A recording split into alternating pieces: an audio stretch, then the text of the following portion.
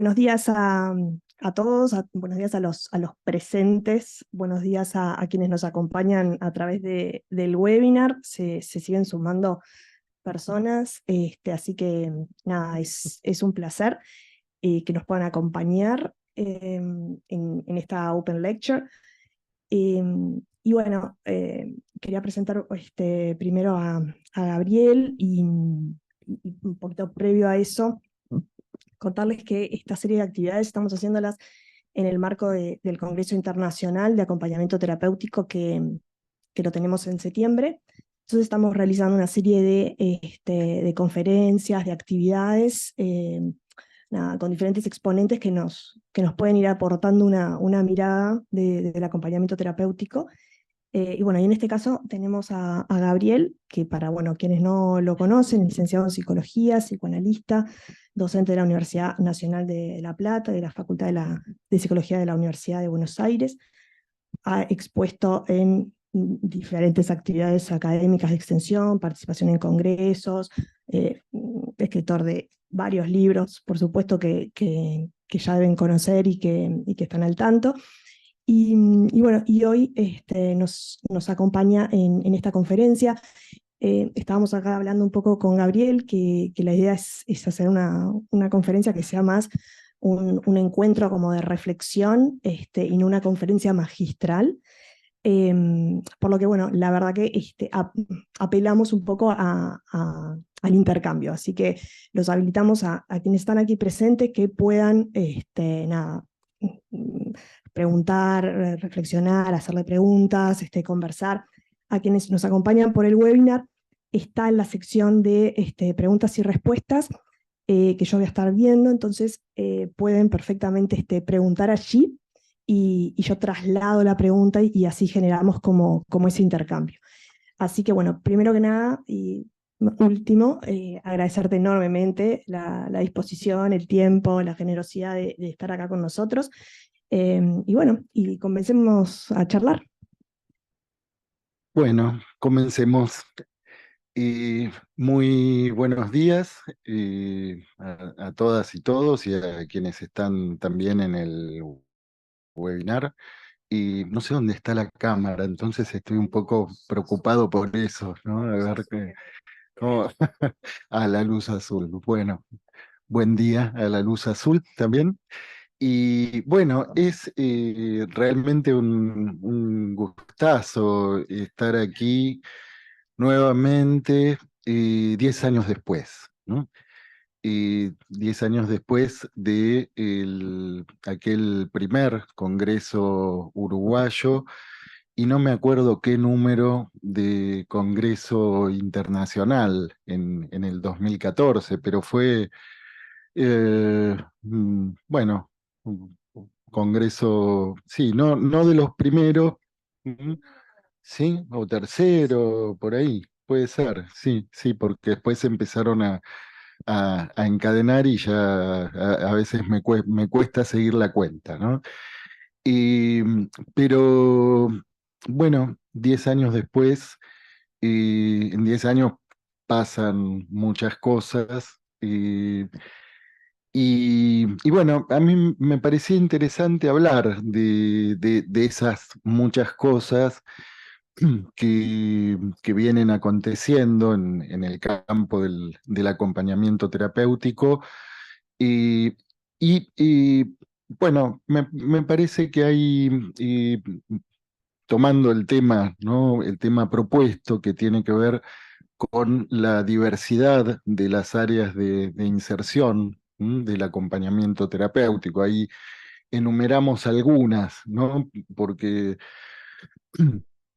eh, tomando quizás algunas de las que tienen un interés más fuerte o más numeroso quizás, ¿no? Pero eh, parece para poder situar algo en relación a esa diversificación en las áreas de inserción del acompañamiento terapéutico. Vale la pena también hacer cierta revisión histórica, ¿no? Y yo sé que a veces resulta un poco incomodante revisar la historia. Puede en un principio resultar aburrido. Estamos en una cultura del TikTok en donde todo hay que resolverlo en menos de un minuto y resumir y la historia no cuenta, pero me parece que justamente eh, como parte de las cuestiones que están en juego en relación a la eficacia del acompañamiento terapéutico, una de esas cuestiones es poder tener el registro de otra temporalidad. ¿M?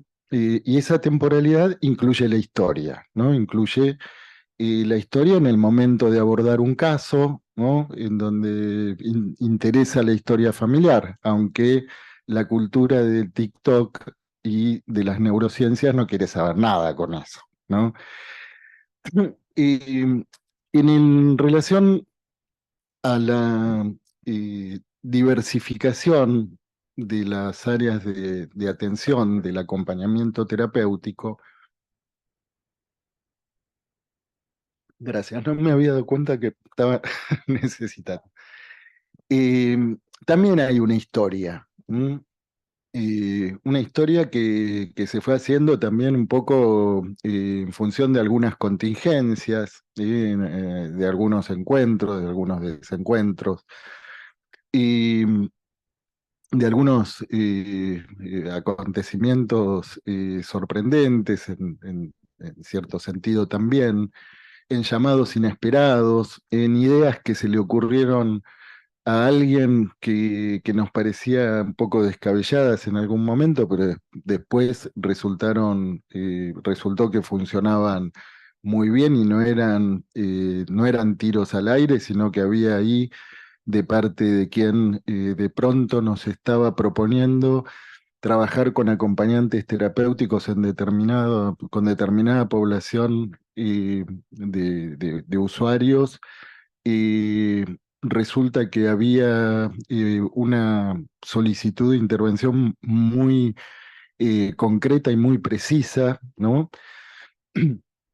Entonces, lo que podríamos decir en relación al momento de surgimiento del acompañamiento terapéutico, en primer lugar, decir que por lo menos hay alguna versión que seguramente todos han leído o la mayoría conoce, que es la versión creacionista, ¿no? Del acompañamiento terapéutico.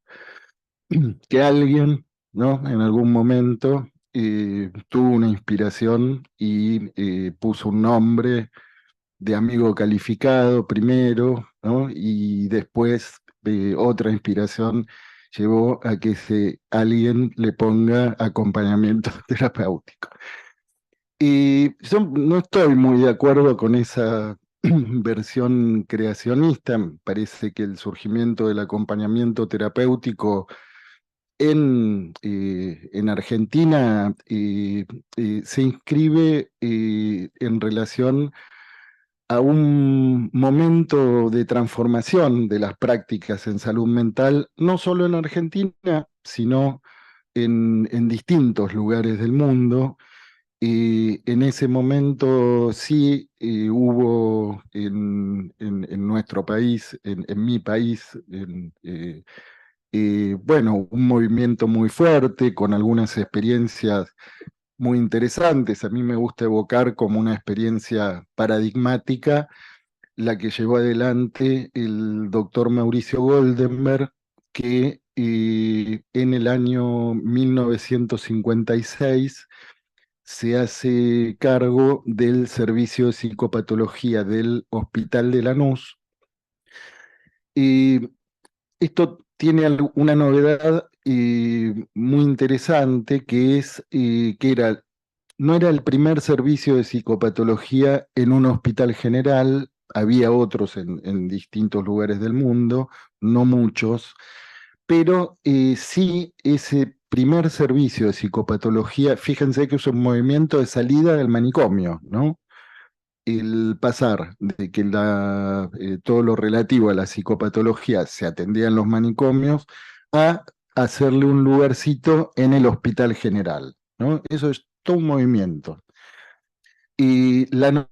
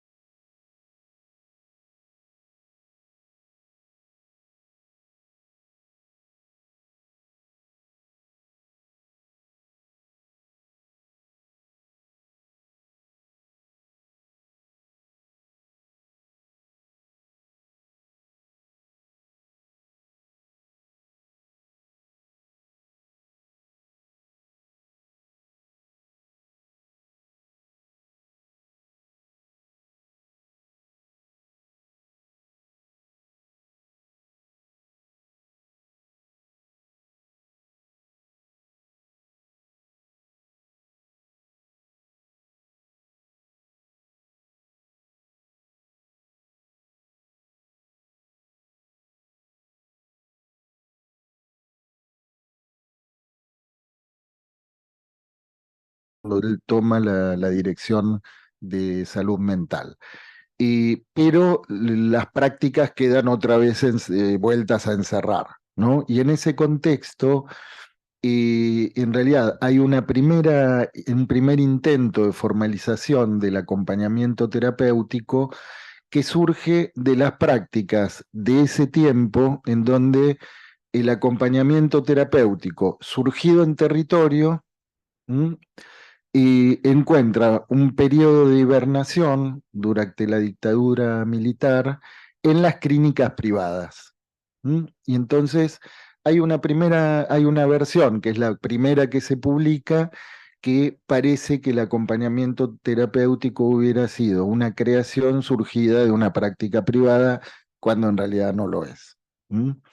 Cuando nace en otro territorio, nace a campo abierto el acompañamiento terapéutico, no en la restricción de las internaciones psiquiátricas en la dictadura, ¿no? Y ahora, en ese primer momento, el acompañamiento terapéutico aparece ligado fundamentalmente a dos áreas clínicas, que es, por un lado, el tratamiento de la psicosis, y por otro lado, el campo de los consumos problemáticos. En realidad, en ese momento vieron que va cambiando el modo en que llamamos a las cosas, ¿no? Como en realidad los nombres y las cosas nunca se llevan bien, entonces vamos poniendo nombres que después nos vamos encontrando con que no se ajusta a lo que queríamos nombrar. Entonces se le cambia el nombre a las psicopatologías infantiles, por ejemplo, y bueno, en aquel momento lo que quedaba nombrado en términos de adicciones, bueno, posteriormente pasó a ser nombrado y en un espectro más amplio, como podríamos decir el espectro de los consumos problemáticos, ¿no? Robándonos el espectro de las neurociencias. Pero ahí tenemos dos áreas, ¿no? Las adicciones, el alcoholismo también, ahí siempre en ese borde, ¿no? En ese lugar próximo al de las adicciones, y el campo de la psicosis. Y ahora bien, en algún momento yo recuerdo, y por lo menos en relación a dos de las áreas clínicas que, que nombramos, ¿no?, en la convocatoria, que es todo lo que tiene que ver con el campo judicial, ¿no? Y, y otro es el ámbito escolar, ¿no?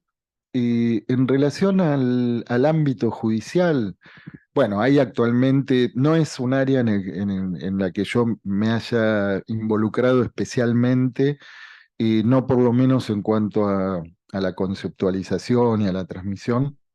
Hay otros colegas que seguramente ustedes conocen, Mauricio Herman, Fabricio Ribeiro, en Argentina Silvia Alderete, bueno, a quien yo conozco como uno de los que estaba trabajando en ese área muy tempranamente y antes que yo, es Guillermo Altomano.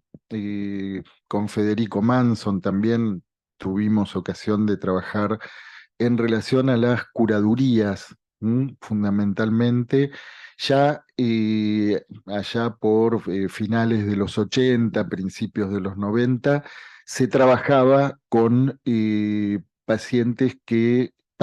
usuarios, en realidad no eran necesariamente pacientes, que por distintas cuestiones relativas a la necesidad de una asistencia en relación a su autonomía, ¿no?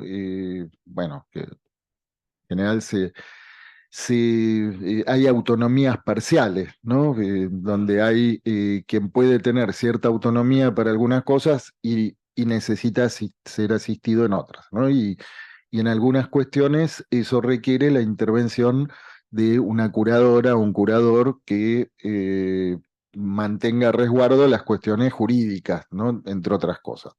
Entonces, bueno, ahí a fines de los 80, principios de los 90, ya se estaba trabajando en relación fundamentalmente a las curadurías.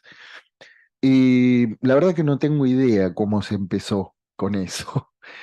Así que sobre ese primer momento, lo que sí les puedo contar es que en el momento en el que organizamos el primer Congreso Argentino en Buenos Aires, que fue en el año 94, le pido por favor que no saquen cuentas en relación a...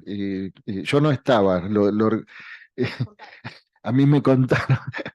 En ese momento, ahora pasa a ser una anécdota, si se quiere, divertida, ¿no? Porque uno de nuestros colegas, mi amigo Gustavo Macrux, eh, cuando se abre la convocatoria para la presentación de trabajos, muy tímidamente nos dice, bueno, yo estoy trabajando con una nena en la escuela, estoy haciendo un acompañamiento terapéutico escolar.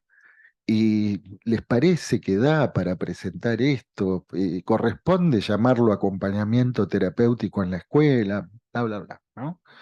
Era un caso excepcional, ¿no? Nosotros, bueno, en ese momento le dijimos, sí, vamos, todos súbase al, súbase al colectivo. Y bueno, ese caso está publicado, es un libro que está agotadísimo hace mucho tiempo, que quedó como testimonio de ese primer congreso argentino. Y, pero bueno, resulta que en ese momento un acompañamiento terapéutico en la escuela era un acontecimiento extraordinario que ni siquiera eh, quien lo estaba haciendo sabía, se animaba a ver si lo publicaba o no, porque por el miedo en fin, a que fuera descalificado como acompañamiento. Fíjense que actualmente, a partir de principios de nuestro querido siglo XXI, y a partir de ciertas acordadas internacionales, como las convenciones fundamentalmente sobre discapacidad, y en donde se plantea, bueno, todas las normativas de inclusión educativa que yo tengo entendido que aquí en Uruguay también, en Argentina, pasó a tener un estatuto legal de constitucionalidad, ¿no? Cuando algo toma el rango de ley constitucional, quiere decir que es una ley que está por encima de todas las otras leyes, ¿no? De las leyes nacionales, las leyes provinciales, municipales y todas las que bueno, esa está por arriba. Y, bueno, a veces con muy buenas intenciones, ustedes saben que de buenas intenciones suele estar empedrado el camino del infierno, ¿no? Y con un gesto muy noble, que es ese gesto de inclusión, y sin embargo, eso tomó la modalidad de un imperativo de inclusión, ¿m? Y un imperativo de inclusión que no previó que había que acomodar todo el sistema educativo para poder hacer ese movimiento, ¿no? Entonces viene el gesto noble de inclusión, que toma la fuerza de un imperativo y un sistema educativo que de ninguna manera estaba preparado ni siquiera ediliciamente, ni en cuanto a la formación de docentes y no docentes y todas las instancias. Y de pronto, en ese manicomio en el que se convirtieron las escuelas, ¿no? Y aparece una demanda masiva de acompañamientos terapéuticos, ¿no? Entonces pasamos de que eso fuera en algún momento un acontecimiento extraordinario, un acompañamiento terapéutico escolar, a que ya no sabemos, perdemos la cuenta, hay lista de espera porque no dan abasto. Me han llamado para pedirme derivaciones para que les pase por favor algún acompañante terapéutico y no hay. No hay, porque están saturados y en algún momento, yo me acuerdo en algún encuentro, que aparecía esta cuestión planteada muy fuertemente, ¿no? Que es, bueno, pero al paso que vamos, van a tener que ampliar las aulas, porque cada chico va con un acompañante terapéutico, ¿no? Y estamos en la era en que todo niño es autista o forma parte del espectro autista hasta que no demuestre lo contrario. ¿Mm? Y bueno, ese es un poco el contexto en donde de pronto hay preguntas muy fuertes, ¿no? Respecto de eh, cómo sostener la identidad, ¿m? De la intervención del acompañante terapéutico en esos manicomios que se han convertido en las escuelas, ¿no? Bueno, esa es una de las áreas que fue mm, convirtiéndose también en un área de experimentación, ¿no? En un área que amerita poder detener, eh, eh, poder, poder salirse del vértigo, ¿no? Que le imprimen a las intervenciones, todo lo que tiene que ver con la temporalidad de la escuela, ¿no? Siempre digo que bueno, es una temporalidad enloquecida, ¿no? Porque ahí en la escuela pasaron a haber temporalidades que no son fáciles de conciliar, ¿no? Por ejemplo, la de algunos niños con otros niños, ¿no? Y, y el calendario escolar, ¿no? Y los programas que hay que cumplir. Y entonces hay un enloquecimiento de temporalidades ahí también, ¿no? Y en ese sentido aparece muchas veces como un pedido de auxilio, de socorro desesperado de parte de los acompañantes terapéuticos, los pedidos de supervisión para ver cómo no extraviarse en ese loquero de temporalidades, ¿no? Sí, bueno, pero digo, no quiero detenerme solamente ahí, digo, esta es una de las áreas que de pronto pasó a dominar la escena prácticamente del acompañamiento terapéutico. De hecho, cuando piden acompañamiento, algún acompañante para un paciente psicótico no hay porque están todos en la escuela, ¿no? No sé si aquí pasa también. Sí, yo cuando ahora te escuchaba, estaba pensando esto. En Uruguay, la historia del acompañamiento terapéutico es más reciente. La tecnicatura acá en la UCU comenzó en 2008. Antes, obviamente, había estos acompañamientos más como informales o sin preparación específica. Y tal cual, hoy por hoy, la presencia en las escuelas eh, uno es más, digamos, es más consciente de eso no solo desde el rol profesional, sino desde cuentos de amigos, de sus propios hijos, de que siempre sabes que hay algún compañerito que está con un acompañamiento. Acá sí, creo que de hecho hoy por hoy también me sucede que recibo muchos pedidos como directora de la Tecnicatura de acompañantes y la mayoría de los pedidos son para situaciones de niños en el contexto escolar. Y hay como quizás como pasa, ¿no? Por oferta y demanda, a veces una idea de, bueno, formar específicamente para ese contexto. Entonces, yo ahora cuando te escuchaba, yo creo que la parte, pensando en la tecnicatura, la parte jurídica, me parece, y todo el acompañamiento judicial me parece que es un área que acá en Uruguay Mm. es muy incipiente. Mauricio, Fabricio, Silvia van a estar en el Congreso, entonces buenísimo, estamos pensando también en una actividad previa, porque nos parece, por lo menos para nuestro contexto, estaría bueno dar un empuje también a esa área, o sea, saber que el acompañamiento terapéutico no es igual a niño. No, no, claro.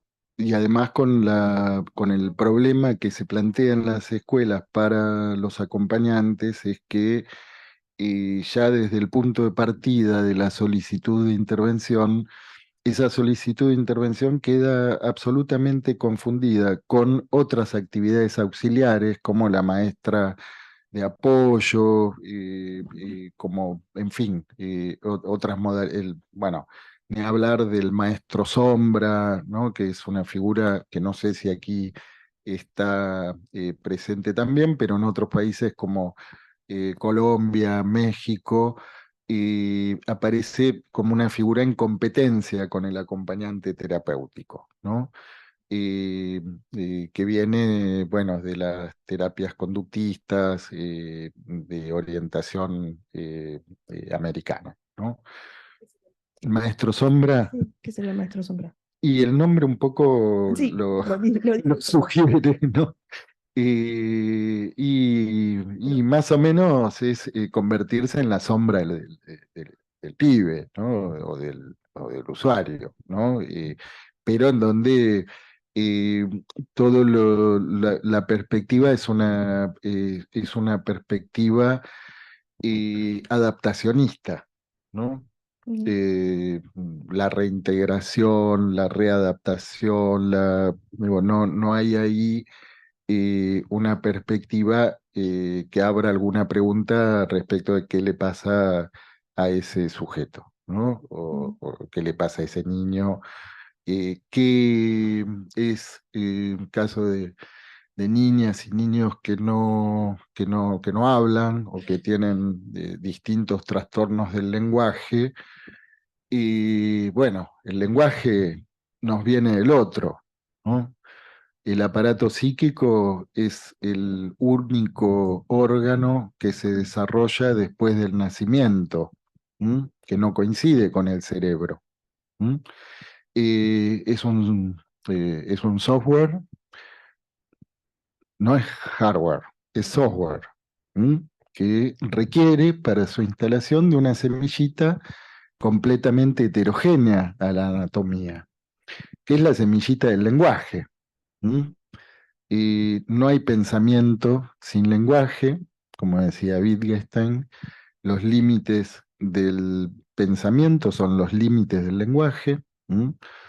Y si el lenguaje nos viene del otro y nos encontramos con niñas y niños que tienen dificultades, no han tomado eso que les viene del otro, ¿no? Entonces, bueno, hay una alternativa que es pretender enchufarle esos que les pasa, que les falta, ¿no?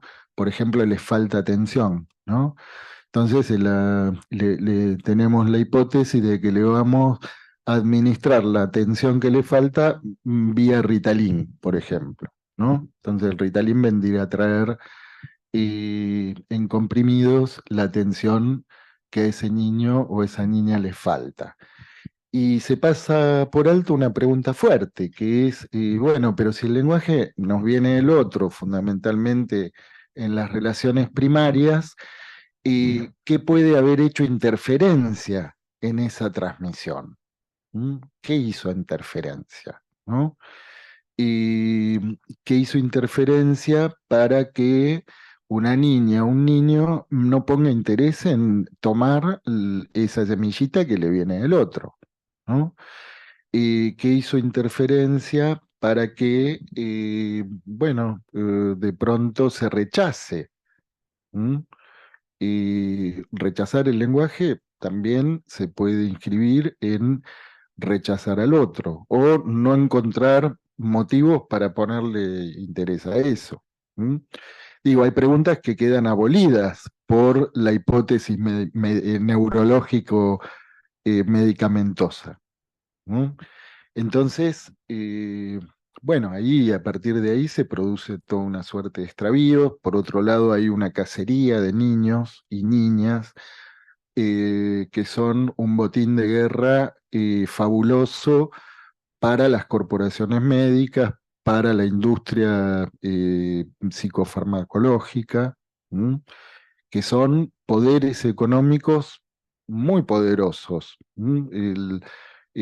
Todo lo que tiene que ver con la producción de psicofármacos, los laboratorios, eh, están en el mismo nivel del movimiento económico que producen de el tráfico de armas, el narcotráfico, ¿sí?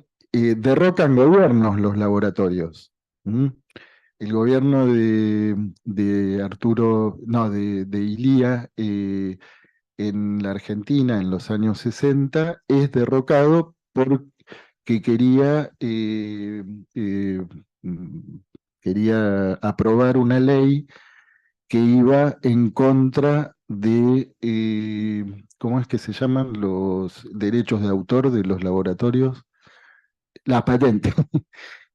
Porque quería reglamentar de una manera distinta la ley de patentes para que se pudieran producir los medicamentos en nuestro país, ¿no? Bueno, el lobby ese lobby derrocan gobiernos, ¿sí? Entonces, imagínense, ahí hay un botín de guerra que es captar todos los niños que se pueda para que consuman medicación psicofarmacológica para toda la vida, que es un negocio fabuloso. ¿M? Y todo lo que atente contra ese negocio es mala palabra. ¿M? Entonces, por ejemplo, el psicoanálisis pasó a ser mala palabra. ¿M? En la clínica del autismo, por ejemplo. Bueno, en fin, pero no, nos estamos desviando, no me acuerdo lo que me habías preguntado. Pero bueno, hay otras áreas clínicas que también yo les decía que nos fuimos encontrando por el camino, ¿no? En buena medida, yo tuve junto con otros colegas desde mediados de los años 90, y bueno, no había en ese tiempo ninguna inscripción académica del acompañamiento terapéutico, ¿no? Entonces, bueno, conseguimos hacerle un lugarcito en la Facultad de Psicología, en la UBA, primero a través del Centro de Estudiantes y después como un curso de extensión universitaria. Y bueno, a partir de ahí empezamos a organizar pasantías, tuvimos suerte y en el año 95 empezamos con una pasantía por invitación de la Asociación de Psiquiatras Argentinos. Después, 96, 97, habremos empezado en el Centro de Estudiantes y en la Facultad de Psicología y empezamos con las pasantías, ¿no? Y tuvimos la suerte en ese momento en el Hospital Borda. Fíjense, hacía en el año 96, 10 años que Argentina había recuperado la democracia, pero el Hospital Borda no había recuperado la democracia, ¿no? Los directores se nombraban directamente de presidencia. Bueno, a partir del año 95, que la ciudad de Buenos Aires pasa a ser ciudad autónoma, entonces los directores de los hospitales ya los nombraba el gobierno de la ciudad. Y el primero, que fue Miguel Ángel Materazzi, se encuentra con un hospital psiquiátrico a 10 años de la recuperación de la democracia, que seguía siendo un hospital psiquiátrico, con pacientes internados desde hacía 20, 30 años en algunos casos. Entonces, bueno, en ese movimiento que él se propone dar, nos convoca para organizar las pasantías de acompañamiento terapéutico en 6 servicios distintos, ¿no? Uno de esos servicios, por ejemplo, es el que inaugura Humberto Persano y que pasa a ser un hospital de día en trastornos alimentarios. Y nos convocan a trabajar eh, en ese servicio, ¿no? Entonces ahí incorporamos un área en la que nunca habíamos trabajado, ¿no? Y bueno, de pronto se empieza a hacer un trabajo muy interesante y de hecho es actualmente una de las áreas clínicas en las que se trabaja, no digo habitualmente porque es cuando conseguimos que algún acompañante, ¿no? De esos que están todos tomados por las escuelas. Pero bueno, esa es una de las áreas que de pronto no se nos había ocurrido, pero que aparece como una propuesta y como una propuesta muy precisa, porque a partir de ahí, bueno, se empieza a trabajar en la especificidad, ¿no? De, digo, cuando nombramos áreas clínicas, me parece que es importante situar que ahí y por un lado, tenemos la lógica del caso por caso, la ética del caso por caso, y por otro lado, tenemos cierta, eh, podríamos decir, cierta configuración de paisajes por los que transitan determinados usuarios que tienen sus características propias y que es necesario atender, ¿no? Y, por ejemplo, en relación a todo lo que es el campo de los trastornos alimentarios, hay determinadas cuestiones clínicas y médicas, umbrales de retorno y umbrales de no retorno, cosas que no podemos desconocer, más allá de que sostengamos la lógica y la ética del caso por caso, ¿no? Bueno, y nos fuimos encontrando con con otras convocatorias sorprendentes. Por ejemplo, en un momento eh, mm, yo recibo un llamado telefónico de una colega que era la coordinadora, no, la directora del departamento de chicos de la calle del gobierno de la ciudad de Buenos Aires. Chicos de la calle. Bueno, a ver, vamos a ver, ¿no? ¿Qué se puede hacer con eso? Nunca se había ocurrido pensar en acompañantes terapéuticos con chicos de la calle, pero de pronto ahí contaban con, eh, era una red de 5 o 6 instituciones, algunas eran hogares de alojamiento, residencias, otras eran instituciones de puertas abiertas, en fin. Y había pibes que no es que estaban todos internados, habían pibes que iban, volvían, y en ese tránsito se armaba un lazo transferencial con la institución. Y a partir de ahí, esa derivación cobraba sentido, ¿no? Porque aparecía la figura del acompañante como una figura que de pronto pasó a ser indispensable para ciertos acompañamientos por ejemplo, en lo que tiene que ver con la reinserción escolar, y lo que tiene que ver con la tramitación de documentación, lo que tiene que ver con la atención clínica, odontológica y todas esas cosas que esos pibes, ni las madres, ni los padres estaban en condiciones de apuntalar y de sostener, ¿no? Y de pronto se hizo un trabajo extraordinario en ese área. Y en un momento también nos convoca quien era en ese momento la directora del servicio de psicopatología del Hospital Oncológico, el Hospital María Curie. que queda en, no sé si conocen Parque Centenario en la ciudad de Buenos Aires.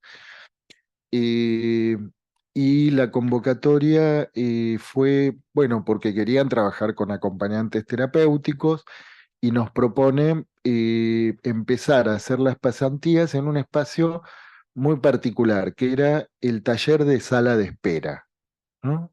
El taller de sala de espera. El taller de sala de espera era un taller que lo coordinaban dos psicólogas del servicio de psicopatología y con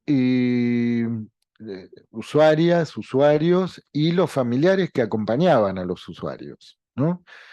Porque nos contaban, bueno, notaban que eran espacios en donde estaba todo el mundo en silencio, eh, personas que les estaban pasando cosas parecidas, familiares absolutamente angustiados, ¿no? Con un silencio que pesaba en la sala y que en un momento dijeron, bueno, vamos a, porque además de pronto, si alguien está haciendo un tratamiento en quimioterapia, el familiar que está afuera a lo mejor lo tiene que esperar un par de horas, ¿no? Entonces era...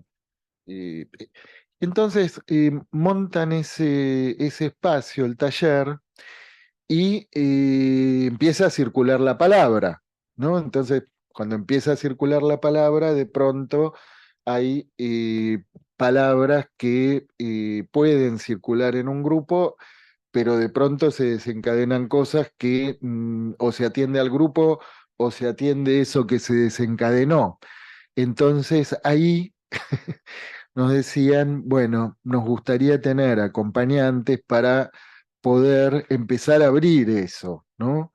Y que a partir de esa puesta en circulación de la palabra en el espacio grupal, bueno, podamos pegar un salto de nivel y, bueno, empezar a atender lo que a cada quien le pasa, ¿no?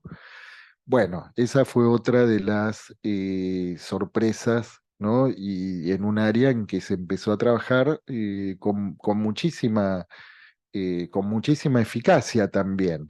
Después, en un momento, nos convocan del hospital del Instituto Bacareza. El Instituto Bacareza es uno de los hospitales asociados a la Universidad de Buenos Aires también, en donde se trabaja específicamente con enfermedades neumológicas, ¿sí? Bueno, respiratorias, sí. Bueno, y también, eh, a ver, ¿por qué les parece que podría ser ¿Para qué? ¿No?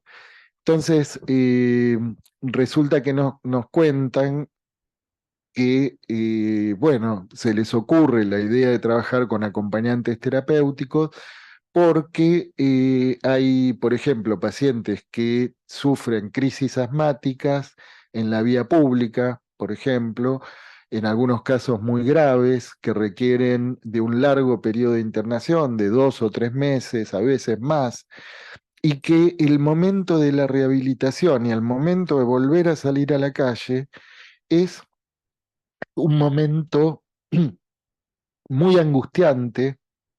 muy angustiante, que lleva un tiempo, ¿m? Y que se les había ocurrido que era un momento, pues fíjense, es un paciente asmático, no es un paciente que viene derivado no, no es ni un paciente médico, ¿no? No está en psicoterapia, o por lo menos no hasta ese momento en muchos casos. Pero de pronto es desde ese servicio médico que se piensa la conexión, ¿no? Acá hay cosas que hay que atenderlas de otra manera, no tienen que ver con darle el puff o ninguna medicación que le podamos dar, de qué manera puede estar en conexión esa angustia que sobreviene en el momento de salir, más allá de las cuestiones médicas, con qué entra en resonancia, ¿no? ¿Qué cosas hay que despejar ahí para que esta persona pueda volver a salir a la calle. ¿Mm? Bueno, y otra, nos convocan del servicio de traumatología del Hospital Pena. Bien, vamos, a ver, ¿qué nos quieren? ¿No? Como diría Lacan, ¿qué nos quieren? Y resulta que efectivamente hay pacientes y pibes que de pronto se pusieron la moto de sombrero, quedaron con en algunos casos, eh, demasiados, que ni siquiera saben si van a recuperar o no la movilidad en las piernas, por ejemplo, si van a poder volver a caminar, ¿no? Y de pronto tienen largos periodos de internación, a veces en el hospital, a veces en las casas, y entonces todo ese tiempo es un tiempo que también pasa a tener un registro completamente distinto, es otra temporalidad, ¿no? Nosotros 6 meses se nos pueden pasar volando, ¿no? Pero si estamos en una cama con la cadera quebrada y no sabemos si vamos a volver a caminar, eso, un minuto puede durar una eternidad, ¿no? Sí, No, me parece nada, primero invitarlos de nuevo a cualquier cuestión o participación, avísenme, yo voy con el micrófono por allí y quienes están en el webinar también, sobre todo en esto de sus experiencias, en qué ámbitos, porque ahora te oía y es increíble, ¿no? Siempre a mí personalmente me encanta escuchar como los recorridos, ¿no? Como la historia y ver los lugares en los que se ha insertado el acompañamiento terapéutico y cómo ha venido como de esa demanda de detección de distintos profesionales, decir acá necesitamos algo o está, y la respuesta que ha dado el acompañamiento. Y reforzar esta idea de que uno lo asocia, por lo menos en Uruguay lo seguimos asociando muchísimo a lo escolar que hablábamos antes. También hay una cuestión de volumen diferente a Argentina que tenemos, pero, pero realmente es importante, como nosotros, y ahora me dirijo más hasta a mis compatriotas, de los espacios en los que podemos insertarnos desde la T. En las prácticas que tenemos en la Tecnicatura abordamos, y la idea es que puedan participar desde lo sociocomunitario, estabas hablando de los chicos de la calle, por ejemplo, o sea, sí. hay muchas áreas, pero bueno, es como ese espacio de nos llaman o lo ganamos, ¿no? Esa ida y vuelta de cómo. Sí, sí, sí. Yo esto que les cuento, bueno, tiene que ver con llamados sorprendentes, ¿no? Y que terminaron generando espacios bueno, se sostuvieron durante muchos años. Bueno, yo dejé la cátedra. Después logramos que se inscriba como materia optativa, como parte de la carrera de psicología en la Universidad de Buenos Aires a partir del año 2001. Y bueno, después de unos años, en el año 2016, dejé la cátedra, bueno, porque las cosas tienen su tiempo y para mí ese tiempo se había cumplido, pero durante muchos años se sostuvieron ese enlace entre la universidad, las instituciones y el acompañamiento terapéutico, ¿no? Y también es cierto esto que vos decís, Leticia, que eh, también la oferta crea la demanda, ¿no? Porque, bueno, también hubo otras instituciones que nosotros fuimos a buscar, ¿no? A proponer, ¿no? Quieren tener estamos abriendo pasantías para las prácticas de la Tecnicatura en acompañamiento terapéutico en la Universidad Católica, ¿no? ¿Les interesa que la institución o este servicio pueda ser un espacio de observación, bueno, entonces de pronto también tenemos la posibilidad de elegir y ofrecer, ¿no? La oferta crea la demanda, ¿no? La oferta, una vez que eso funciona, entonces de pronto nos encontramos con pibes de la calle, ¿no? Chicos de la calle que, bueno, de pronto ven como uno de los otros chicos que está en la institución tiene acompañante terapéutico. Entonces pudo hacer la documentación, pudo hacer esto, pudo hacer lo otro, tiene salidas, qué sé yo, y de pronto nos encontramos con la extraordinaria situación de que un pibe de la calle pida tener acompañante terapéutico, ¿sí? ¿Se imaginan eso? Que a un pibe de los que ven por los pibes de la calle pida un acompañamiento, bueno, lo hemos visto, ¿sí? Eh, Yo puedo dar testimonio de eso, de que puede suceder, ¿no? Que ha sucedido. Sí. Y ahí perdón, yo estoy interactuando, pero los invito de nuevo. Em, no, en esto de tu percepción, porque lo hablamos al principio, pero me parece que está bueno volver al tema de qué es un acompañante y qué no es, ¿no? Porque muchas veces, como en el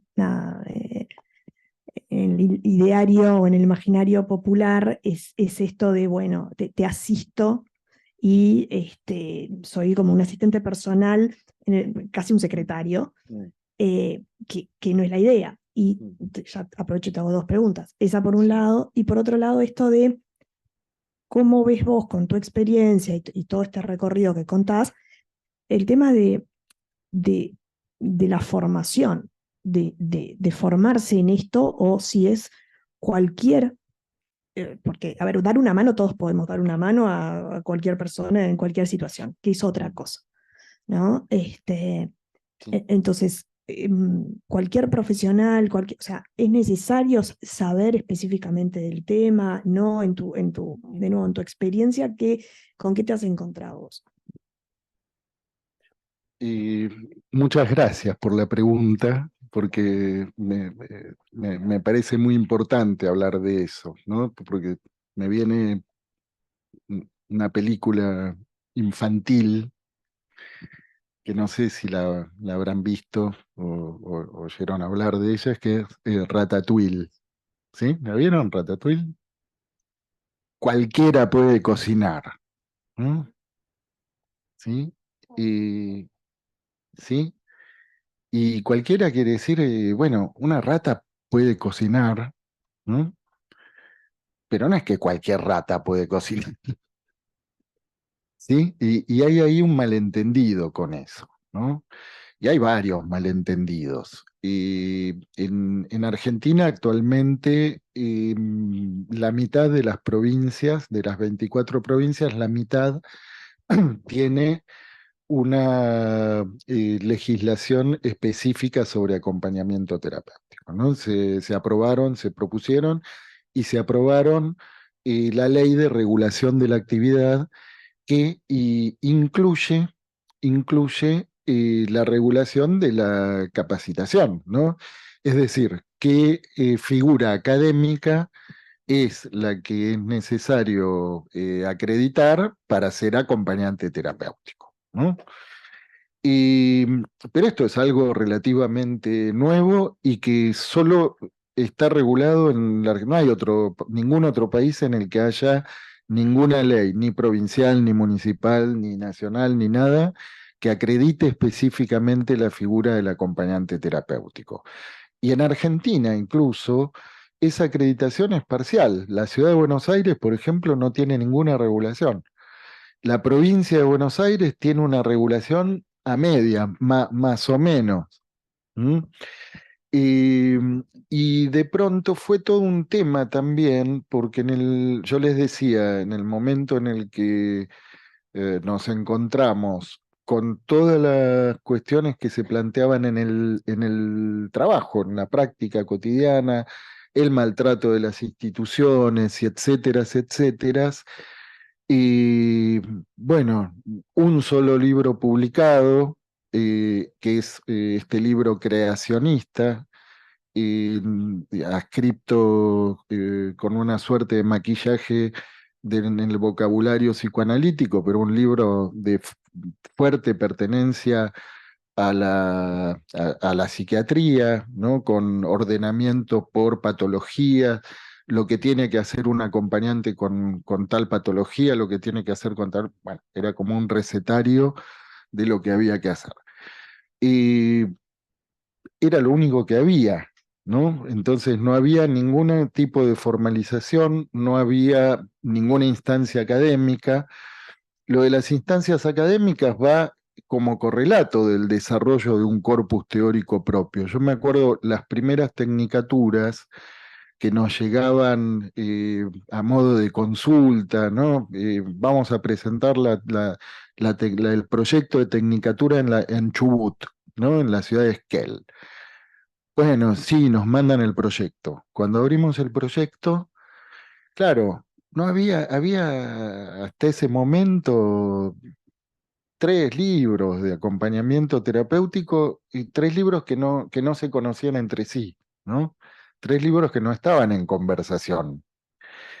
Y, y entonces una tecnicatura de acompañamiento terapéutico incluía una materia que era expresión corporal, incluía eh, macramé, incluía cosas, ¿no? Que, bueno, claro, no había ninguna producción propia a nivel bibliográfica que pudiera llenar las horas de una tecnicatura. Entonces había que salir a buscar, a ver con qué llenamos las horas de una tecnicatura. Bueno, hoy esto no es así. ¿M?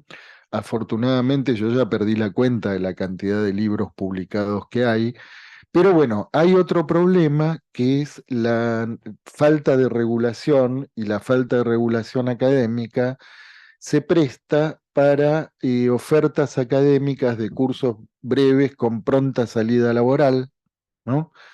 En épocas de crisis, que en Argentina, bueno, atravesamos cada 2 por 3, ¿no? Entonces, y más que cada 2 por 3, cada 8 por 9.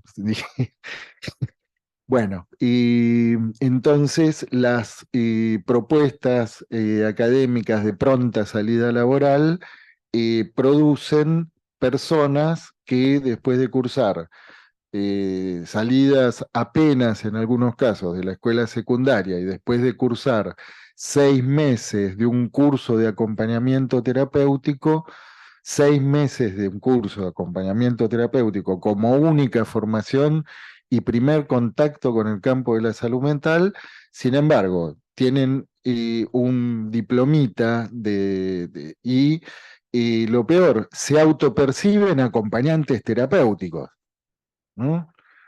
Y se autoperciben, son muy numerosos, discuten en las redes, hay una, bueno, ahora no tanto, pero hubo un momento en donde eh, eh, la palabra hater quedaba pequeña para las cosas que acontecían ahí en las redes, ¿no? ¿Y qué es un acompañante terapéutico? Es la pregunta, ¿no? Yo soy acompañante terapéutico porque tengo mi diplomita de 6 meses, y entonces eso me autoriza a decir cualquier cosa, ¿no? Hablar de los acompañantes terapéuticos puros, por ejemplo, ¿no? Que no se contaminaron con otras teorías, que no sea la pura praxis del acompañamiento, ¿no? Y entonces, bueno, aparece la corriente nazi del acompañamiento terapéutico, los arios, ¿no? Y bueno, nada, lo digo como una broma, pero de pronto, para quienes venimos intentando darle seriedad a la cosa y poder entrar en diálogo con otros colegas, con otros profesionales y requerir que se escuche y que pueda haber ahí una paridad en la conversación. Bueno, eso requiere de tener la humildad, por lo menos de formarse, ¿no? De apostar a una formación permanente, de supervisar, de tener su propio espacio, porque el instrumento con el que nosotros trabajamos es nuestra propia subjetividad y el instrumento lo tenemos que tener mínimamente afinado para poder ir al encuentro con el padecimiento psíquico del otro. ¿Mm? Bueno, entonces ahí tenemos diplomitas, pero que en su vida pisaron un consultorio, ¿no? Y no tienen tampoco el interés. Entonces, bueno, de pronto eso genera problemas. Me parece que en ese sentido hay cosas que van avanzando de una manera que a mi gusto es irreversible, ¿no? Me refiero a que, bueno, actualmente hay, hay un, por ahí en este momento tenemos el problema de la abundancia, ¿no? Donde hay mucha bibliografía, es difícil orientarse en toda la bibliografía que hay. Parece que es un momento en donde hay distintas posiciones, hay distintas líneas en el acompañamiento terapéutico. Yo sostengo la mía, ¿no? Junto con otros colegas con los que coincidimos bueno, en cierto posicionamiento en cuanto a las referencias conceptuales que fuimos tomando, a los desarrollos teóricos que fuimos conversando. ¿M? Pero la pregunta que insiste y que es muy interesante porque se plantea, por ejemplo, al momento de presentar una ley, ¿m? Hay que definir cuál es el objeto de la ley, ¿no? Entonces eso pide definir qué es un acompañante terapéutico, ¿no? Entonces, yo ahí lo que pienso es que es muy importante diferenciar lo que tiene que ver con los trámites administrativos, ¿m? De lo que tiene que ver con la clínica. ¿M? Entonces, a efectos de que se apruebe una ley, necesitamos definir qué es, ¿no? Y en esa necesidad de definición, me parece que hay que tener el cuidado de no extrapolar esa definición administrativa con eh, determinadas cuestiones clínicas que nos pueden resultar contraproducentes.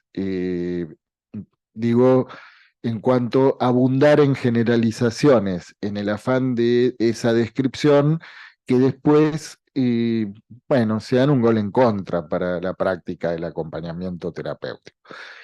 Del lado de la clínica, del lado de la clínica, a mi gusto, hay el pensar en términos de qué es lo que, cómo definir el acompañante respecto de qué es decir, en términos ontológicos, ¿no? En términos de decir, bueno, el acompañante es tal cosa, ¿no? Hay una dificultad con eso, ¿m? Hay una dificultad porque y, y tomo como referencia siempre algo que propone Wittgenstein en relación a ciertos problemas que se presentan con algunas definiciones, ¿no? Por ejemplo, si queremos definir la palabra juego, ¿no? Lo tomo como ejemplo, como referencia. Bueno, nos encontramos con que hay distintos tipos de juego, ¿no? Tenemos el ajedrez, que se juega entre dos, se juega con un tablero, se juega con piezas, con piezas blancas, con piezas negras, ¿no? Y se juega a veces por tiempo, a veces, ¿sí? Ahora, ¿y qué tiene en común el ajedrez con el fútbol, por ejemplo? ¿No? ¿Sí? Eh, si vamos a otro juego, ¿no? Incluimos un tercer juego en la serie, ¿no? El póker, por ejemplo. ¿Qué tienen en común el ajedrez con el fútbol y el fútbol con el póker y el póker con el ajedrez? Y sin embargo, a todos los llamamos juegos, ¿sí? Algo parecido nos pasa con el acompañamiento terapéutico. ¿Mm? Jugamos distintos juegos. ¿Mm? A todos le llamamos acompañamiento terapéutico, pero entonces, ¿qué es lo que podemos situar como ese hilo en común, ¿no? Lo que permite decir que pertenecen a esa misma clase que es la de los acompañantes terapéuticos. Entonces, a mi gusto, ahí eso es imposible definirlo por el lado del ser. ¿M? Eh, Parece que es distinto si lo podemos pensar en relación al modo de estar, al modo de ofrecer su presencia. ¿Mm? Fíjense que hay una diferencia en que esa definición la pensemos en relación al ser, que la pensemos en relación al modo de ofrecer nuestra presencia. ¿Mm? Bueno, si les interesa eso, eso está desarrollado, pero bueno, podemos abrir, si quieren, un poquito a las preguntas, ¿no? Yo me voy a acercar, Dale. porque así escuchan los que están conectados. Bueno, en este caso, bueno, buen día. Eh, Voy a hablar rapidito, pues, no soy uruguaya, tengo 9 años acá y me interesa mucho la parte terapéutica, el contexto psicológico, pero también a nivel personal, ¿no? Porque bueno, cuando tú te vas a otro país, también surgen muchas situaciones y a nivel psicológico pasaron muchas cosas y me encanta la psicología desde un punto terapéutico, pero también personal, porque me ha ayudado muchísimo, ¿no? Entonces, bueno, me interesaba mucho venir para acá porque algo leí acerca de ti. Voy a tutearte un Gracias. poco para reconocer eso de los años. Y bueno, me interesa mucho preguntar, ¿cómo podríamos traer todo ese trabajo a nivel de las terapias? Acá en Uruguay sé que sí hay bastante trabajo, pero también, bueno, trabajé en acompañante de familia y la parte psicológica es fundamental a la hora de definir en qué se acompaña una persona. También me gustó mucho la parte de esto de, mm, de ir hacia el lado clínico, pero también personal, como que tiene mucho que ver. ¿Cómo podríamos empezar a definir acá en el contexto uruguayo em, el trabajo y ofertarnos en ese aspecto? ¿No? Porque la institución tiene que haber un lugar como que referente, como más o menos estabas mencionando, en donde nos podemos, en donde partimos como terapia, como acompañamiento. No digo el lugar específico, pero sí como la institución, porque también creo que también tiene que ver por ahí, como hacia dónde nos podemos dirigir como personas que nos ofrecemos a nivel terapéutico, porque es como estabas diciendo, o sea, está la universidad, está un centro clínico, pero ¿dónde está el referente para que de ahí se imparta la educación o la instrucción para esos terapeutas? Sí, ¿Cómo podemos abordar eso acá en el Uruguay? la verdad que, me resultaría muy difícil en desconocimiento de las instituciones, del entramado, y- pero sí me parece que puede haber desde la universidad una apuesta a producir esa interlocución, ¿no? A trascender las puertas de la universidad y ir al encuentro de la diversidad de instituciones en las que se trabaja con las áreas clínicas con las que nos interesa trabajar, ¿no? Entonces, la oferta de espacios de pasantías, la oferta es lo que puede empezar a generar que de esas instituciones, bueno, se empiece a visualizar la utilidad clínica del acompañamiento terapéutico, ¿no? Esto yo siempre digo que es una suerte de militancia, ¿no? Yo no me dediqué a la militancia política porque me dediqué a la militancia, entre otras cosas, del acompañamiento terapéutico, ¿no? Y otras cuestiones a las que me dediqué en la clínica, ¿no? Pero en donde, por ejemplo, yo les cuento una anécdota. En un momento, en el año 95, 96, nos convocan a armar, a coordinar el equipo de acompañantes terapéuticos en ese mismo servicio de psicopatología que había fundado en el año 56 Mauricio Goldenberg, eh, año 96, del 56 al 96, 40 años después, ¿no? Tuve la suerte de conocerlo. Mauricio Goldenberg estuvo exiliado mucho tiempo, volvió al país en ese tiempo, muy viejito, era un tipo ya de 90 años, y fue a visitar el Lanús, su Lanús, ¿no?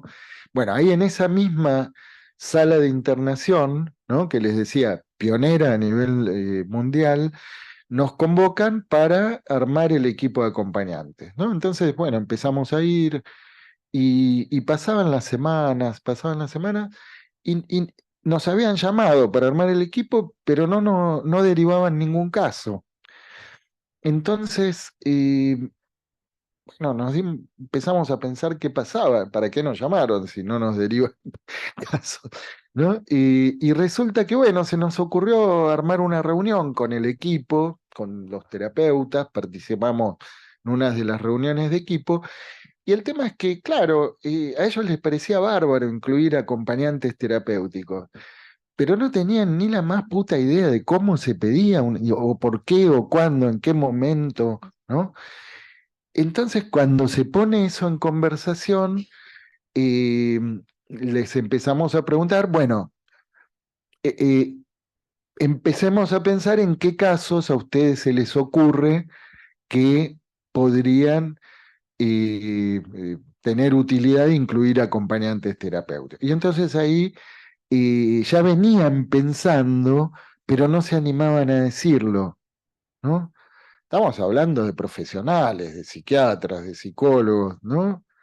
Y se entiende, digo, hay ahí algo que también tiene que ver con cierta posición activa de parte de nuestra parte, que es, bueno, con toda la humildad del mundo, ¿no? Porque no se trata de ir a enseñarle a todo el mundo lo que tiene que hacer, pero sí por lo menos hay algo del orden de la transmisión que no se puede dar por sabido que un psiquiatra, un psicólogo, un juez, un médico, que tienen no tienen formación respecto de cómo se utiliza la herramienta, ¿no?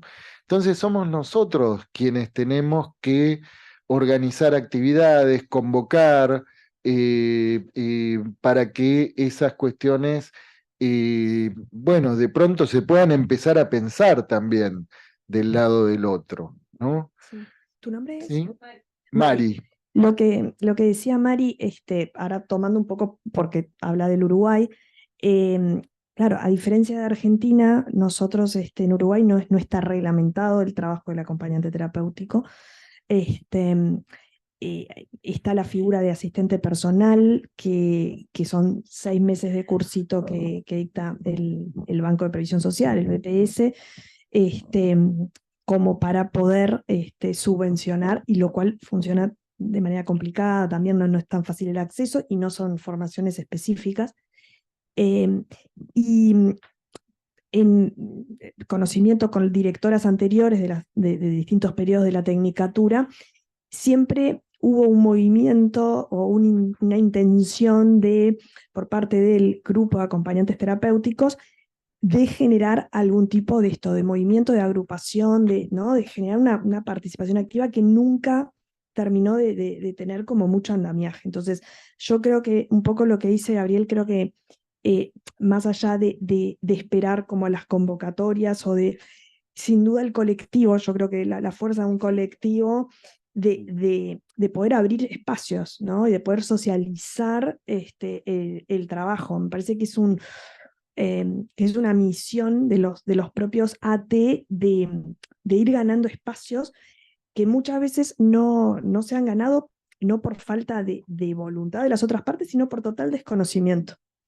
Entonces, pero bueno, ahí yo creo que de nuevo mi hipótesis es como la masa crítica que nosotros tenemos, que es, comparado a Argentina, somos un país más chiquito, la cantidad de egresados de AT es mucho menor, em, pero hay algo, creo, como del trabajo activo de uno, de ir generando e ir abriendo redes. Obviamente, a nivel de las instituciones y dentro de lo que hacemos y con las practicums que tienen, por ejemplo, dentro de la tecnicatura, obviamente se van abriendo espacios y desde la institución vamos echando contactos. Pero es cierto que después, una vez egresados o trabajando, bueno, hay mucho, digamos, trabajo del grupo como para abrirse camino. Digo, me parece que va un poco también por ahí.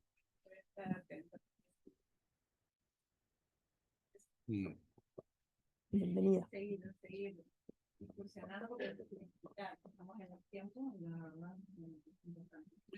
Sí,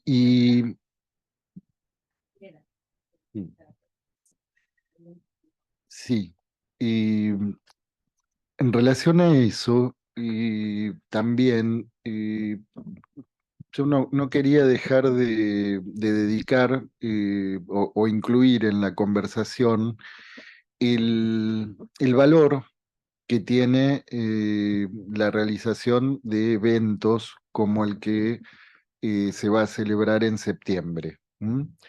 El valor que tienen los congresos como no solamente un evento para hacer ruido, no, son ocasiones privilegiadas, son momentos que vale la pena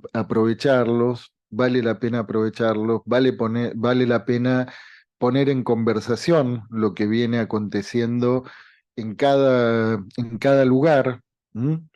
Y vale la pena también la memoria de lo que se transmite, de lo que se escribe, de lo que se publica, las experiencias que eh, se pueden compartir, que pueden también ser fuente de inspiración para otras experiencias en otros lugares, porque además hay un problema, ¿no?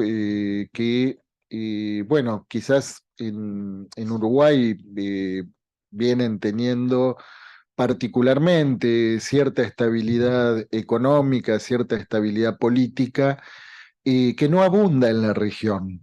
No abunda. Y más bien, digamos, toda la zona AT, ¿no?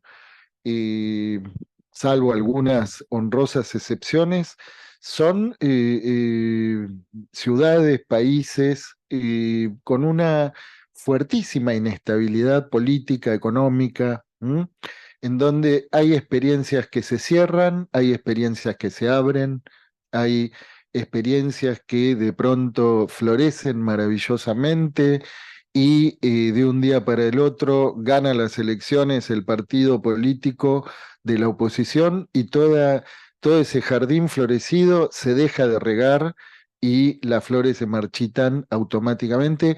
Y si no sacamos fotos y si no contamos cómo fue el cultivo y si no contamos cómo eso llegó a brillar de esa manera o cómo funcionó o cuáles fueron los problemas de terreno que nos encontramos, qué fue lo que hubo que solucionar y transmitirlo de alguna manera, esas experiencias se pierden y después cuesta muchísimo recuperarlas. Entonces, el momento de compartir, el momento de transmisión, el momento de poner en interrogación nuestras experiencias, son momentos que realmente a mí me gusta ponerlos en valor, ¿m? Porque eh, es lo que permite también que nos podamos poner esas experiencias al abrigo de las contingencias, ¿no? Y que pasen a ser un capital colectivo, ¿m? Que puedan ser ya patrimonio del campo AT, independientemente de las contingencias políticas, sociales, económicas, climáticas o pandémicas. Bueno, acá estaba leyendo algunos de las preguntas en el chat. Bueno, manda saludos Alejandro Chévez.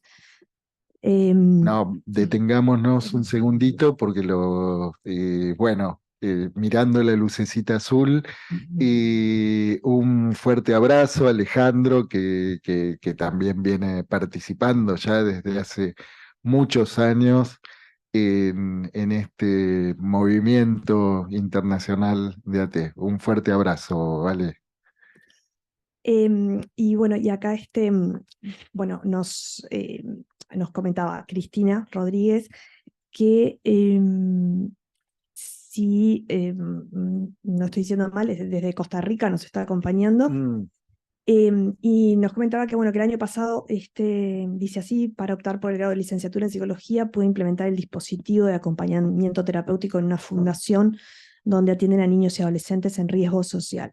Hice la propuesta y realicé el acompañamiento a 4 niños y 3 adolescentes, implementé la T desde la ética del psicoanálisis y documenté la práctica en una tesis. Nos comentaba eso vinculado a su formación. sí, sí, sí. Bueno, estuvimos en Costa Rica en el 2022, a la salida de la pandemia, que se hizo el anterior Congreso Internacional, ¿eh? Que fue la verdad también una sorpresa por el trabajo maravilloso que vienen realizando allí, ¿no? Desde la UCR, desde la Universidad de Costa Rica. Y Camila Fernández, un poco creo que ya lo estábamos conversando, pero nos preguntaba si creíamos que el rol del acompañante sigue estando en construcción y si se ve posible una formalización del rol, una visión como profesional desde el contexto de los profesionales como más aceptada, más avalada. Sí. Sí, a ver, y ahí volvemos, ¿no? La palabra rol y me parece que yo la dejaría para el lado, para la parte administrativa. Y no me parece que sea eh, un término muy afortunado para llevarlo a la clínica. ¿M? Porque cuando uno habla de un rol, y, y eso inevitablemente nos lleva a pensar en términos de una generalización, ¿no? Como pensar qué lugar ocupa tal tuerca o tal tornillo en el diseño de un automóvil, ¿no? El rol, sí, para describir, como les decía, cuestiones relativas a la reglamentación, a la ley, pero me parece que en relación a la pregunta, la construcción de la función o del lugar del acompañante terapéutico y tiene una serie de correlatos, ¿no? Y no es algo que se define, como decía recién, autónomamente como una entidad, ¿no?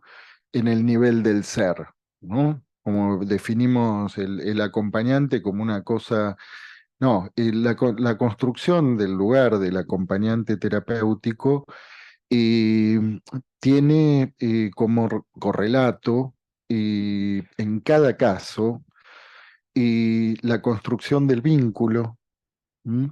Del vínculo transferencial. ¿M?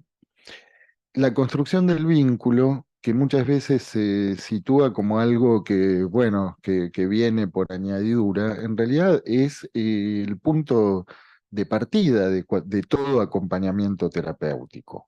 ¿M? Y esa construcción, la construcción del vínculo transferencial, está directamente vinculada a ese modo de estar distintivo que el acompañante terapéutico puede ofrecer. ¿Distintivo de qué? Bueno, en principio en estar en disponibilidad de, de lo que ahí se pueda producir. Y no digo solamente escuchar, porque a veces empiezan acompañamientos con niñas o niños que no hablan. Entonces, esa disposición a lo que pueda acontecer, pero con un pequeño truco, ¿no? Que es ofrecer este modo de estar con una premisa que es lo más liberado de imperativos posibles. ¿Mm? Porque ya para imperativos, ese usuario, esa niña, ese niño, ese adolescente, adulto, de imperativos ya tiene bastantes, ¿no? Entonces tenemos los objetivos terapéuticos, tenemos las actividades que tienen que hacer, tenemos la mamá que pide tal cosa, ¿no? Y entonces esa saturación de demandas en las que está extraviado ese con quien, o ese o esa con quien nos vamos a encontrar, ya ofrecerle una presencia que no le está pidiendo nada, ¿no? Y nada más que lo que quiera dar, ya marca una diferencia. ¿M? Y me perdí, no me acuerdo cuál era la pregunta, pero, que la construcción parte de ahí, ¿no? Parte de abrir, desmalezar el terreno, ¿no? Ahora, a partir de ahí, esa construcción del caso, porque decimos, la construcción del lugar del acompañante terapéutico va en conexión con la construcción del caso. Y va en conexión, en íntima conexión, con lo que podemos llamar la construcción del dispositivo. Es decir, a veces estamos convocados a intervenir con un dispositivo que ya está sólidamente armado, ¿no? Entonces, ¿qué sería construir el dispositivo? Bueno, hay un dispositivo, pero en lo que hace a la atención de lo que acontece a ese sujeto y en realidad hay un dispositivo a veces a demoler primero para poder construir, ¿no? Pero digo, para no extenderme más, yo la palabra rol la dejaría del lado de lo administrativo. La clínica del acompañamiento terapéutico es una clínica del caso por caso, no de rol. Buenísimo. Así, voy para allá.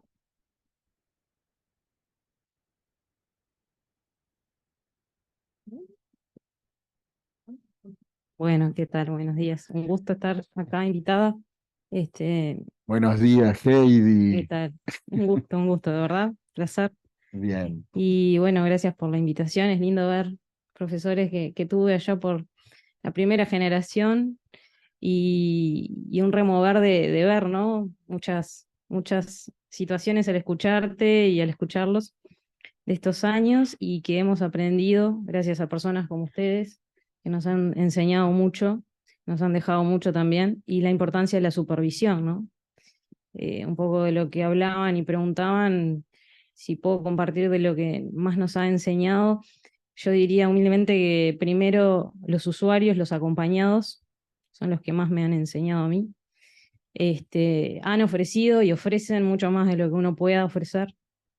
El aprendizaje en las instituciones, el trabajo en equipo, las redes, construir redes, escribir mucho, como decías vos, Gabriel, que siempre se nos invitó como estudiantes a escribir y a intercambiar y a compartir.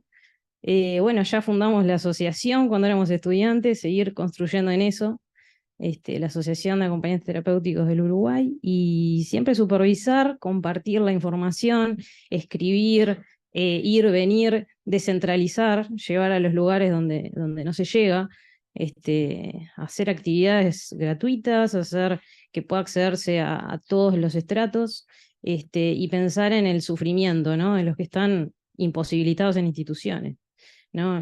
Ya sean psiquiátricos o hogares, o pensar, seguir pensando en los que sufren ese padecimiento y que tal vez no tienen los recursos económicos para sostener, pero llegar a ellos también, que tienen los mismos derechos, seguir trabajando en esos, en todas las áreas, y el intercambio, no solo con los colegas, sino como esto, ¿no? Y seguir difundiendo, y los animo y les agradezco el espacio. Muchas gracias. ¿Alguna intervención más? ¿Algún comentario? ¿Alguna pregunta para aprovecharlo, Gabriel?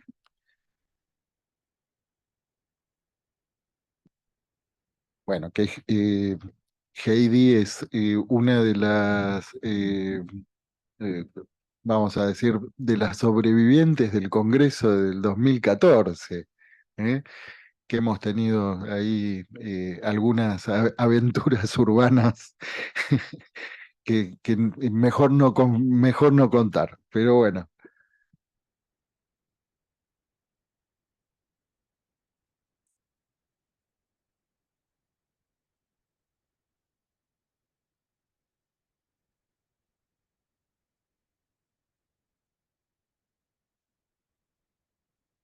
Hola, buenos días. Bueno, quería hacerle una consulta. Yo soy estudiante de psicología actualmente y estamos trabajando en un equipo de prevención del suicidio en jóvenes, ¿no? Ujú. Uruguay, sabemos que es uno de los, según la OMS, la Organización Mundial de la Salud, los que tienen un alto índice de suicidio en adolescentes. Y bueno, me interesaría saber si puede compartir alguna experiencia en ese rango de edad que tenemos entre los 15 y los 29 años. ¿Qué experiencia tiene para compartir en cuanto al AT, ¿no? Su experiencia a lo largo de todo lo que usted ha compartido y es tan enriquecedor, específicamente para estos adolescentes que nos pueda tener de ayuda en nuestro país, que estamos en una situación donde está bueno establecer esfuerzos de trabajos compartidos Ujú. para poder mejorar, salir adelante y establecer medidas que mejoren estos índices y acompañar a los jóvenes. Sí, ¿cómo es tu nombre? Mi nombre es Sabrina Casela. Sabrina. Sí. Sí, Sabrina, sí, es una problemática muy de lo más compleja, la problemática del suicidio, el suicidio adolescente, que no es ajena al acompañamiento terapéutico, no es ajena. hemos tenido ocasión de trabajar en situaciones eh, realmente que uno, bueno, las puede contar ahora con el alivio con el alivio de que esas situaciones no hayan terminado en las tapas de los diarios, en algunos casos. En otras, lamentablemente sí, ¿no? Pero me parece que es un área que, bueno, mm, pide preguntas, ¿no? Porque cuando en una ciudad, en un país, en una región, de pronto aparecen incrementándose, ahí sí, estadísticamente, ¿no? Y ahí valen las estadísticas, cuando de pronto nos indican que las cosas no están marchando bien, ¿no? Que eh, adolescentes que tienen toda la vida por delante, o por lo menos una buena parte, vean para adelante que es mejor morirse. ¿M? No habla muy bien de lo que está aconteciendo a nivel social. ¿M? Entonces, digo, me parece que en ese sentido hay, por un lado, un problema clínico que atender, ¿no?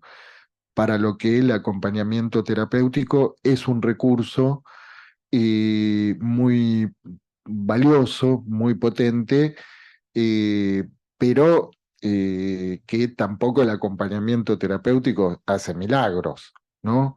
Tampoco la atención clínica hace milagros, porque cuando se trata de algo en el nivel, no de un pasaje al acto, sino del nivel del acto, ¿no? En donde alguien ya no soporta más el padecimiento psíquico y no ve ni nada, no tiene nada a la vista que lo pueda aliviar. ¿M? Ahí esa decisión es muy difícil de contener. ¿M? Entonces, digo, me parece que ahí está la atención clínica por un lado, pero una pregunta fuerte respecto de, bueno, qué es lo que está aconteciendo como para que eso, bueno, no sea algo que se presenta en el Uruguay solamente, ¿no? Nos encontramos, bueno, Japón es uno de los países, Japón, los países nórdicos, sí, sociedades en donde uno podría decir, pero tienen muchas de las cosas que nos gustarían tener.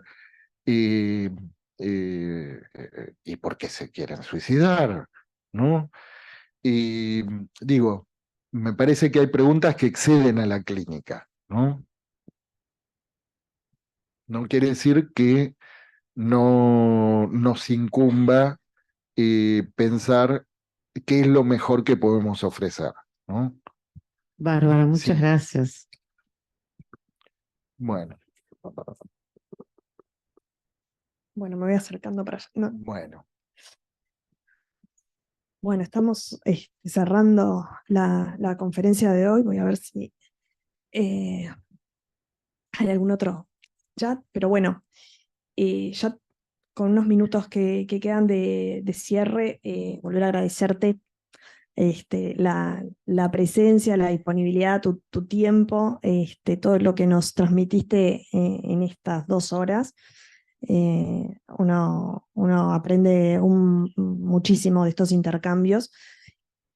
Agradecerles a todos los que asistieron presencialmente, a todos los que nos acompañaron vía web. Recordarles, bueno, a los asistentes que, como se había difundido, se va a realizar, están inscriptos, o sea que se va a realizar el sorteo de las medias becas para el Congreso. Y bueno, y también aprovechar la oportunidad, ¿no? para recordarles nuevamente el Congreso que vamos a estar alojando acá en septiembre, que nos van a acompañar muchas de las personas que nombró Gabriel en la charla, y que es otra instancia interesante de intercambio y de reflexión y de conocer otros trabajos y de llevarse como insumos también, ¿no? Porque a uno le genera también como inspiración para, ¿no? De ver lo que se hace en otros lados, de poder aplicarlo acá, o sea que de hecho, a quienes quieran participar en la presentación de trabajos desde sus propias experiencias, también Heidi allí que participó y que tiene experiencia, bueno, te invitamos, se amplió el envío de resúmenes hasta el 7 de julio, o sea que hay tiempito todavía para mandar resúmenes a quienes quieran participar. Y bueno, y luego sí, invitarlos a encontrarnos en septiembre aquí. Nada, conversando de nuevo sobre acompañamiento terapéutico, pero ya con un intercambio con profesionales de distintas partes del mundo y con nada, la idea del lema, ¿no? De hacer una mirada inclusiva. Así que bueno, nada, agradecerte nuevamente, Gabriel, y agradecerles a todos la presencia y los esperamos en septiembre. Bueno, bueno, muchísimas gracias, Leticia, por la invitación. Y bueno, y la verdad que yo personalmente tenía ganas de que fuera un encuentro presencial también, porque bueno, ya estamos con sobredosis de pantallas, entonces si cada vez que podemos aprovechar para tener un encuentro, parece que nos recuerda lo lindo que es encontrarse, ¿no? Bueno, muchísimas gracias. Espero que nos volvamos a encontrar en septiembre. Y, y bueno. Muchas gracias. Bien.